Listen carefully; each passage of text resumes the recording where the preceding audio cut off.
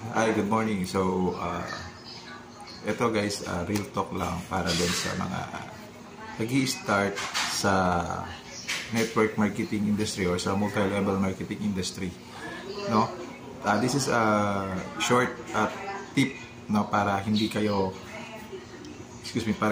panghinaan ng loob, no. Una, didiretsuhin ko na kayo. Sa mundo ng multi-level marketing or sa networking business, napakadali lang ng proseso dito. Okay, so bakit ko sinasabing madali? Kasi it depends and it is matter kung paano ka mag-isip, kung paano ka mag-isip, paano mo tatanggapin, i-adapt yung ipinapaliwanag sa'yo o yung ipinapakita sa'yo ng nag-sponsor sa'yo. Okay, now magiging mahirap lang yan kapag hirap mong intindihin yung tinuturo sa'yo o yung ipinapaliwanag sa'yo. Okay?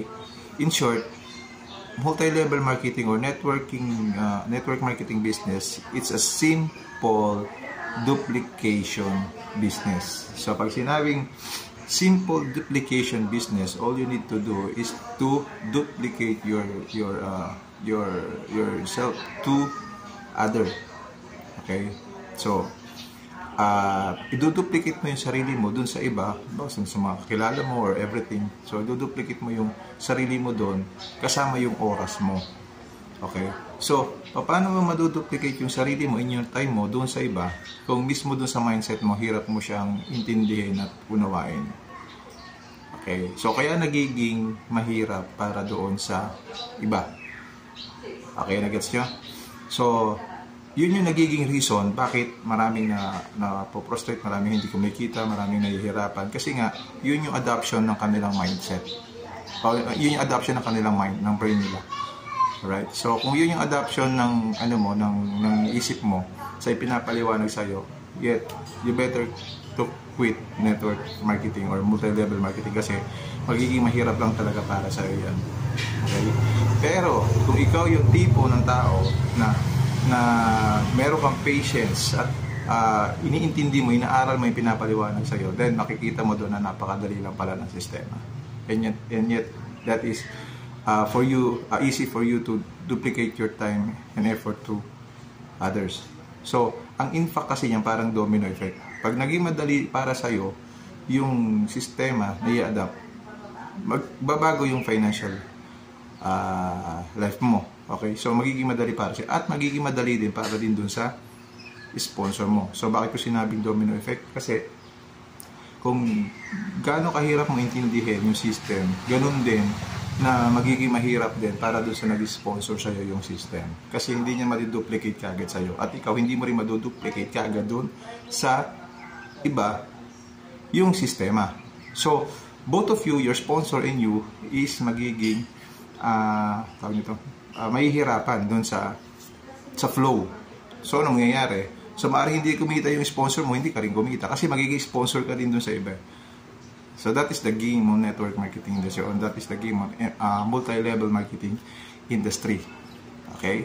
So, para mas maunawaan ng lahat, lalo doon sa mga beginner, so para maging madali yung konsepto, maging madali yung sistema, dapat maging madali ka rin mag-pick up nung ipinapaliwanag sa'yo. Alright? It's simple, yet it's hard to do. Kasi yung ano pa yung pinakamadali, yung pa yung sometimes pinakamahirap. Kasi nga, sa isip natin. Okay? Sa isip yan. So, kung babaguhin mo yung pag-iisip mo, you change your mindset, so everything will be doing good.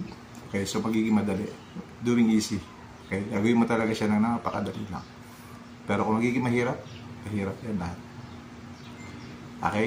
So, yun yung tip ko sa inyo, lalo doon sa mga nag-i-start and yet doon sa mga ma-experience na din, no? So, sometimes, minsan sa atin, lalo na doon sa mga matatagal, minsan, the more na masyado nating binubugbog yung, kumbaga, the more na masyado nating pinapaliwanagan na kung ano-ano yung ating mga prospects o yung ating mga bagong ini-encourage sa industry, the more na nahihirap at nagiging critical sa kanila. So, gawin natin, role natin bilang leader is to easily explain to them na maunawaan nila kaagad yung sistema, yung konsepto. Huwag natin masyadong pukpukin ng kung ano-ano yan, lalo sa mga bago, kasi nga lalo magiging critical sa isip nila yan. So slowly explaining hanggang maintindihan nila the game of the multi-level industry, hanggang sa sila na mismo yung magkusa, dahil na-adapt na nila, sila rin magkukusa ng learning. Okay, so yun yung dapat natin gawin bilang mga sponsors or leaders dun sa mga bago. Okay, so that is my tip for the day. So happy Monday morning grind po sa lahat, especially dun sa mga new, dun sa mga bago sumusubok sa industry ng multi-level marketing, and yet dun sa mga coaches dyan na matatagal na sa industry. So happy morning Monday grind po sa inyo lahat. Okay, see you.